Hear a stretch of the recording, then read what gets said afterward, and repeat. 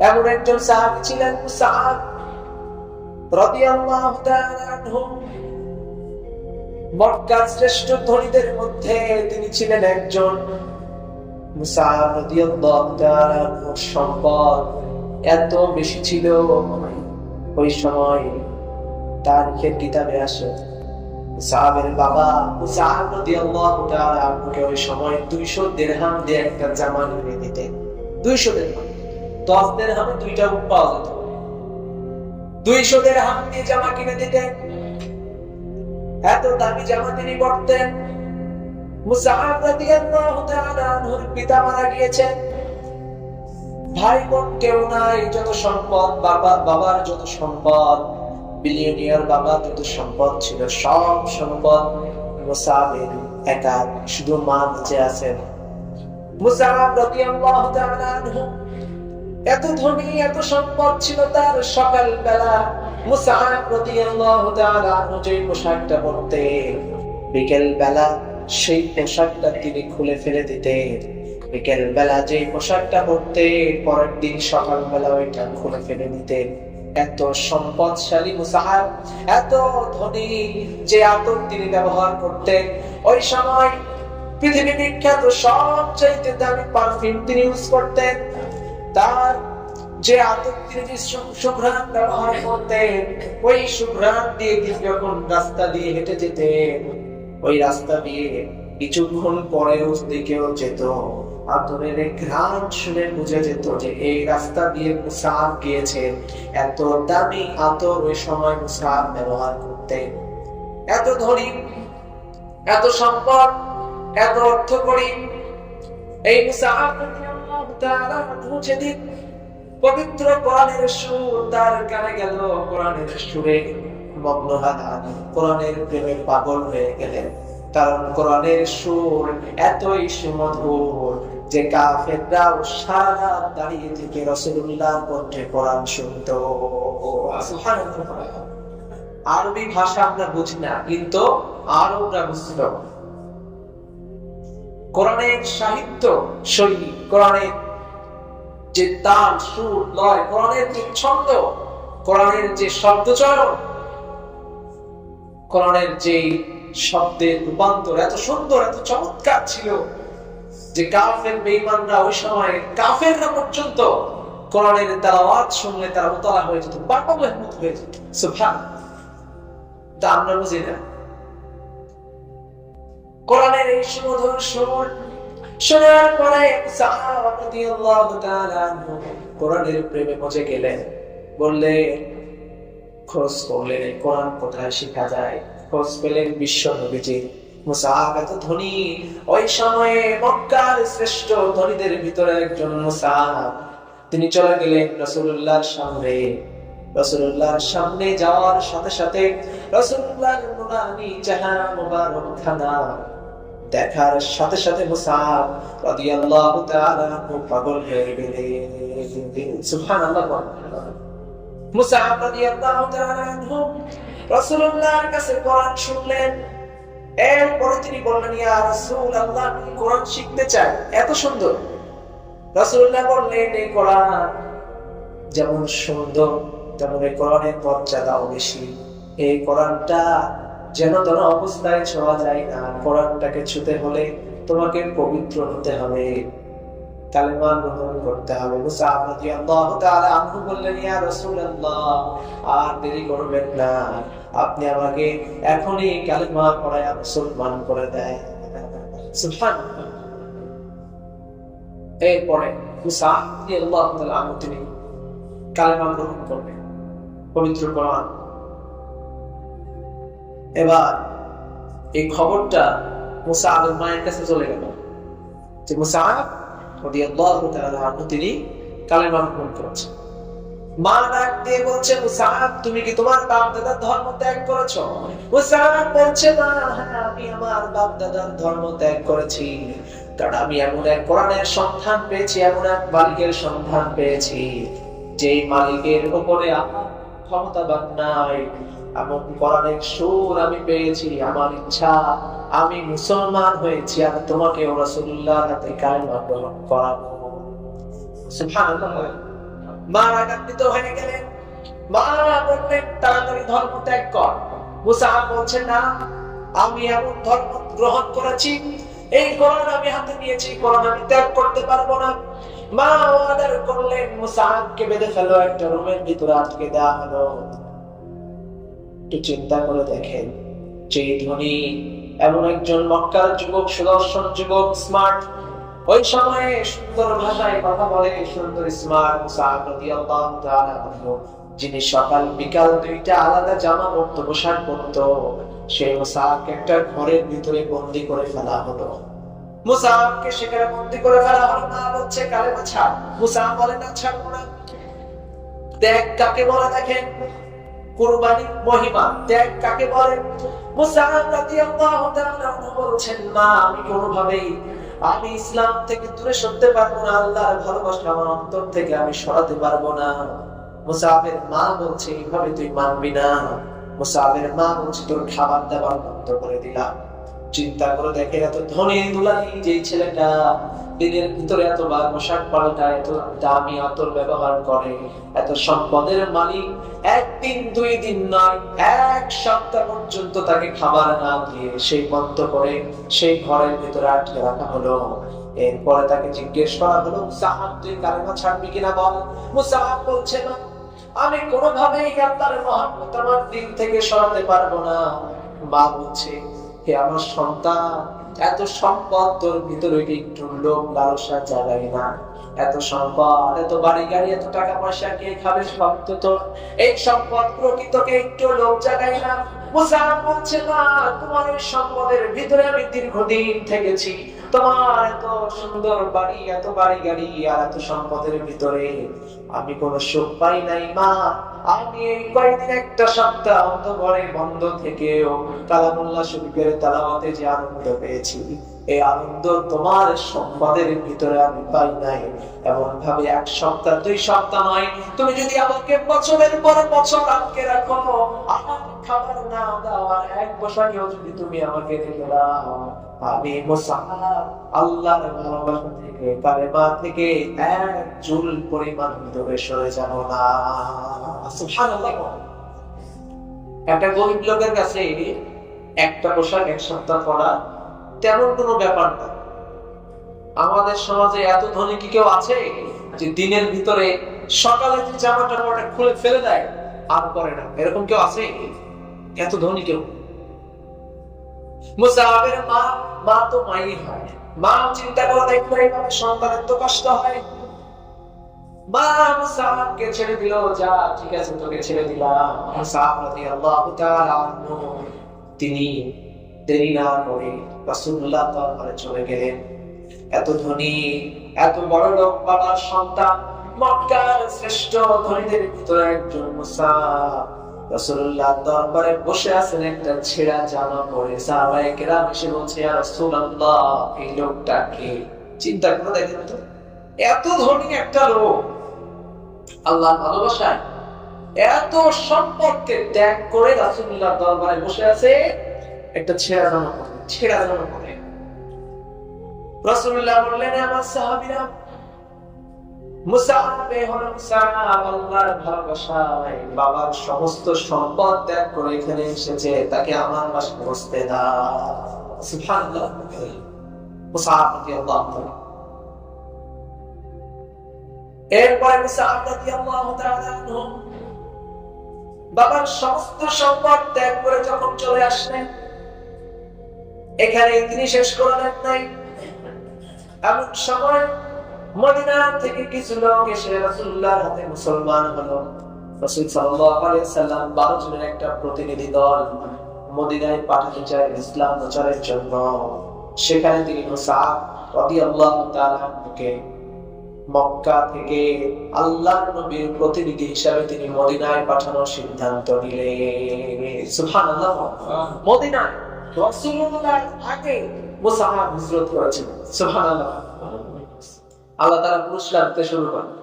Musab রাদিয়াল্লাহু তাআলা দেখতে সুদর্শন, সুমিষ্টভাষী, বড় বাবার সন্তান, ভদ্র, মার্জিত, স্মার্ট, এমন একজন সুন্দর যুবক ওই সময় মক্কায় শ্রেষ্ঠ ছিল মুসআব, ওই সময়ের শ্রেষ্ঠ ধনীদের ভিতরে একজন। আল্লাহর নবী তাকে মদিনায় ইসলাম প্রচারের জন্য পাঠিয়ে দিলেন। মুসআব রাদিয়াল্লাহু তাআলা মদিনায় গিয়ে তিনি মদিনার সাধারণ মানুষের কাছে ইসলামের দাওয়াতটাকে এত সুন্দর ভাষায় প্রচার করতে শুরু করলেন। দেখতে দেখতে কিছুদিনের ভিতরেই মুসআবের হাতে প্রায় 150 জন মানুষ মুসলমান হয়ে গেল। কোত্থেকে আসছে দেখছেন? এইভাবে যখন চলতে থাকলো, সাধারণ মানুষগুলো যখন ধীরে ধীরে ইসলামের পথে প্রবেশ করতে শুরু করলো, তখন মদিনার আউস এবং খাজরাজ গোত্রের যারা নেতা ছিল তারা চিন্তা করে দেখলো যে এই যে গরিব মানুষগুলোকে আস্তে আস্তে ইসলামের পথে মুসআব নিয়ে চলে যাচ্ছে। একদিন মুসআব রাদিয়াল্লাহু তাআলা তিনি খেজুর গাছের নিচে বসে আছেন। আউস এবং খাজরাজ গোত্র থেকে কিছু নেতৃস্থানীয় লোক মুসআবের সামনে তরবারি নিয়ে দাঁড়িয়ে গেলেন। তারপরে বললেন, মুসআব তুমি কি শুরু করেছো? তুমি এইভাবে আমাদের যুবকদেরকে বাপদাদার ধর্ম ত্যাগ করাচ্ছ। তুমি কি তোমার জানের মায়া করো না? তোমাকে এখনই মদিনা থেকে বের করে দিব। মুসআব রাদিয়াল্লাহু তাআলা বললেন, ঠিক আছে আমি চলে যাব, কিন্তু আমার কাছে একটু বসেন, আমি আপনার সাথে একটু কথা বলতে চাই। নেতা বলছে, না কোনো কথা নাই, তুমি মক্কা মদিনার যুবকদেরকে বাপদাদার ধর্ম থেকে বিতাড়িত করছো, নতুন ধর্মে দীক্ষিত করছো, কোনো কথা নাই, এখনই বের হয়ে যাও। মুসআব বললেন, আমি তো আপনাকে কোনো বিষয়ে জোর করতে পারবো না, আমি শুধু আপনার সাথে একটু কথা বলবো, তারপরে চলে যাব। নেতা চিন্তা করে দেখলেন, অবশ্যই তো সে তো আমাকে আর জোর করে তার ধর্মে নিতে পারবে না। ঠিক আছে, বলো কি বলবা? মুসআব রাদিয়াল্লাহু তাআলা বললেন, তুমি আমাকে যেমন দেখছো আমি মুসআব, তুমি নেতা, তোমার সম্পদ আছে, তুমি নেতা হয়েছো, কিন্তু জেনে রাখো মক্কার বুকে আমিও কম ধনী ছিলাম না, তোমার থেকেও বেশি সম্পদ আমার ছিল, আমি তোমার থেকে কোনো অংশে কম ছিলাম না, কিন্তু এই কোরআনের মহব্বতে আমি আমার সমস্ত সম্পদ ত্যাগ করে এখানে চলে এসেছি। সুবহানাল্লাহ। নেতা চিনে ফেললো, মুসআব তুমি এত ধনী, কিসে তোমাকে তোমার সম্পদ থেকে দূরে রাখলো, কিসে তুমি পাগল হয়ে আসলে? তখন মুসআব রাদিয়াল্লাহু তাআলা আনহু তার জবানে পবিত্র কোরআন শোনায় দিলেন। আল্লাহু আকবার।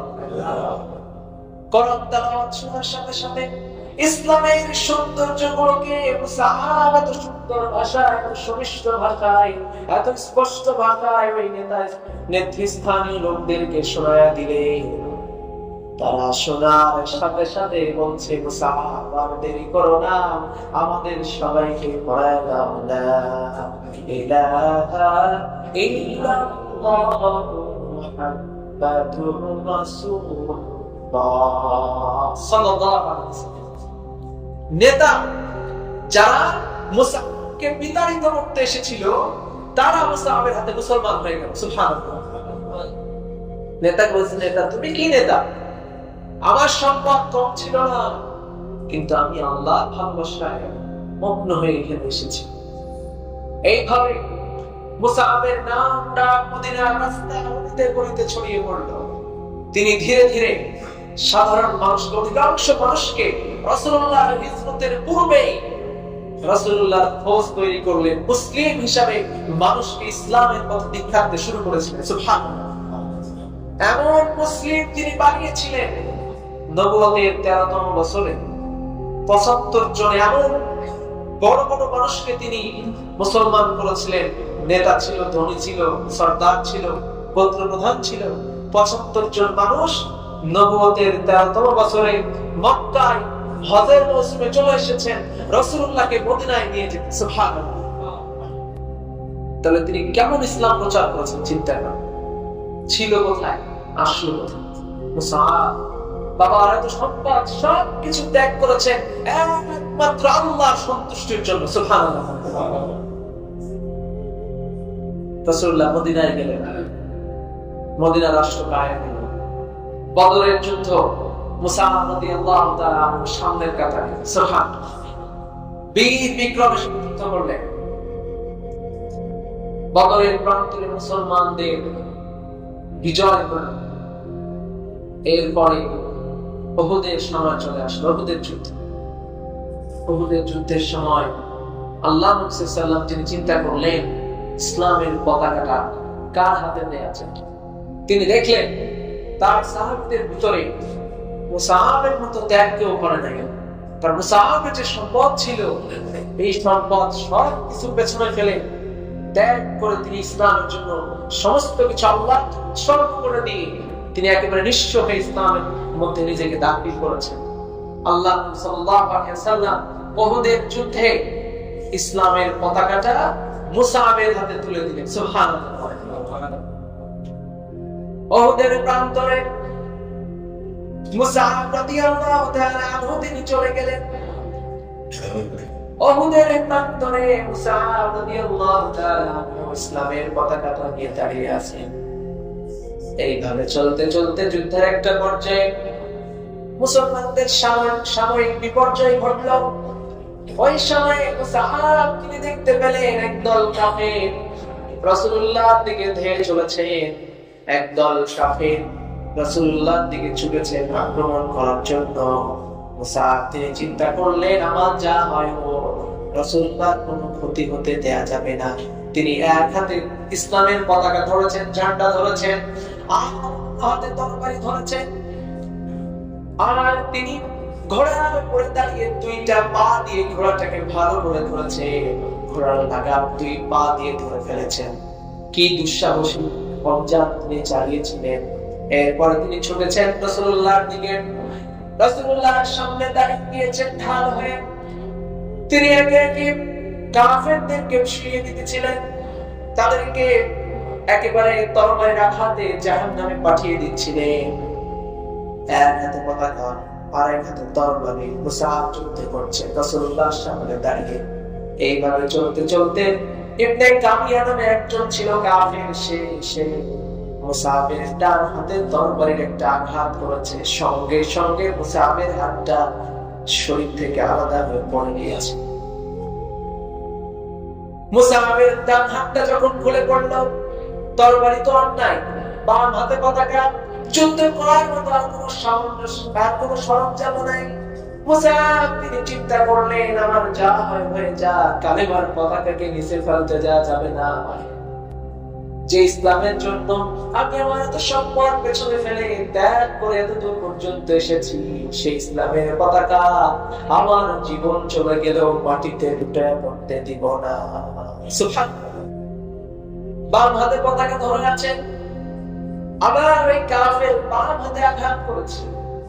এবার বাম হাতটা আলাদা হয়ে গেছে, পতাকাটা পড়ে যায়। মুসাআব সঙ্গে সঙ্গে ওই ইসলামের ঝান্ডাটাকে এইভাবে দুই বাহু দিয়ে ধরেছে, দিয়ে কামড়ে ধরেছে।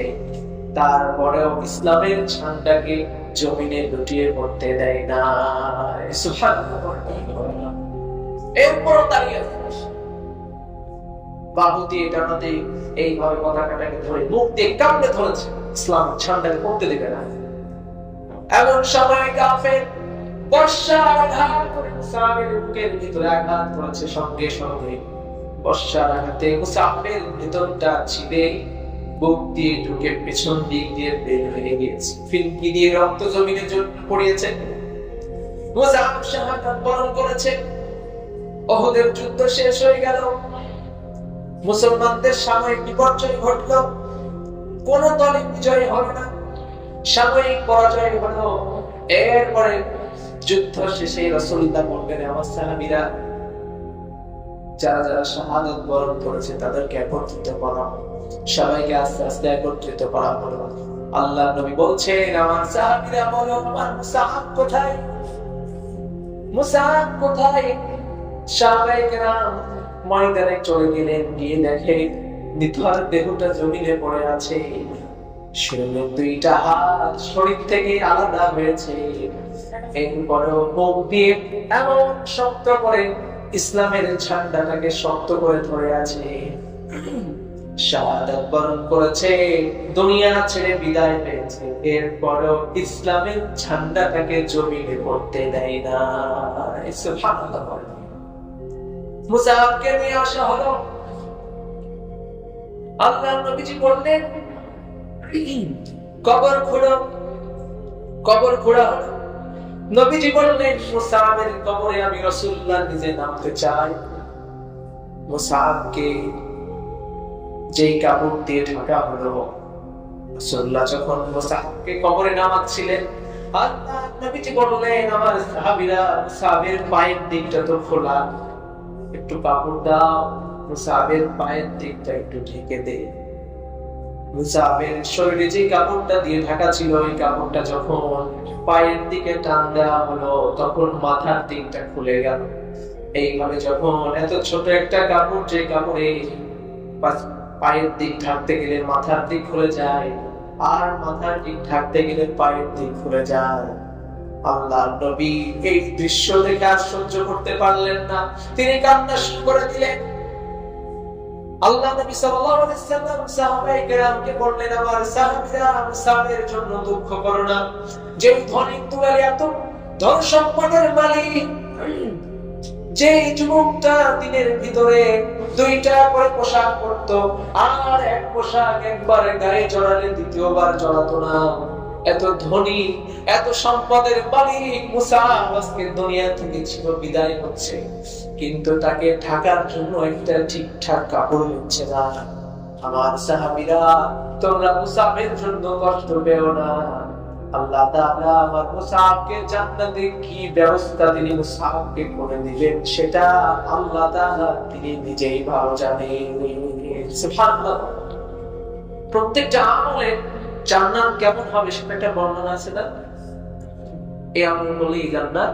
আল্লাহ নবী বললেন মুসাবের এই ত্যাগ আল্লাহ তাআলা এত পছন্দ করেছেন যে তার জান্নাতটা যে কত সুন্দর হবে, জান্নাতে যে আল্লাহ তাআলা তাকে কি ব্যবস্থা করে দিবেন এটা আল্লাহই জানেন। সুবহানাল্লাহ।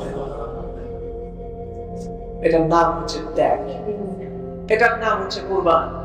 গতকালকে যে কুরবানি করেছেন, এই কুরবানির উদ্দেশ্য হচ্ছে আল্লাহর ভালোবাসায়, আল্লাহর হুকুমের সামনে নিঃশর্ত আত্মসমর্পণ, এটা আমাদেরকে করতে হবে। আল্লাহ পাক বলছেন সূরা হুজুরের 98 ও 99 নম্বর আয়াতে, ফাসাব্বিহ বিহামদি রাব্বিকা ওয়া কুম মিনাস সাজিদিন, তোমরা তোমাদের রবের প্রশংসা করো, পবিত্রতা ঘোষণা করো এবং সাজদাকারীদের অন্তর্ভুক্ত হয়ে যাও। ওয়া'বুদ রাব্বাকা হাত্তা ইয়াতিয়াকাল ইয়াকিন, কতদিন এই আমল করবে, কতদিন রবের প্রশংসা করবে, যতদিন তোমার সামনে মৃত্যু না আসে। তাহলে গতকালকে যে কুরবানি করেছেন, কুরবানি যে আমাদের মাঝ থেকে বিদায় নিয়েছে, কুরবানির উদ্দেশ্য কি? কুরবানির উদ্দেশ্য হলো আল্লাহর হুকুম মানতে আমরা অর্থের দিকে খেয়াল না করে পশু কিনে, পশু ক্রয় করে জবাই করেছি। ঠিক তেমনি বছরের 365 দিন আল্লাহর হুকুমের সামনে আত্মসমর্পণ করে প্রত্যেকটা হুকুমকে মেনে নেওয়ার নাম হচ্ছে কুরবানি। আর এটাই হচ্ছে কুরবানির উদ্দেশ্য, যে শিক্ষা মুসা দিয়েছে। তো সম্পদের মায়া ত্যাগ করেছে, মায়ের ভালোবাসা ত্যাগ করেছে, আল্লাহর জন্য, ইসলামের জন্য নিজের জীবনকে উৎসর্গ করে দিয়েছে। ইব্রাহিম, যার সুন্নাতে আমরা কুরবানি করি, আমাদের পিতা, সন্তানের মায়া ত্যাগ করেছেন আল্লাহর হুকুমকে বাস্তবায়ন করতে। ইসমাঈল আলাইহিস সালাতু ওয়াস সালাম আল্লাহর হুকুমকে ভালোবেসে আল্লাহর হুকুমকে মানতে গিয়ে জীবনের মায়া ত্যাগ করেছেন, ছড়িয়ে নিজের সন্তানকে রেখে দিয়েছেন।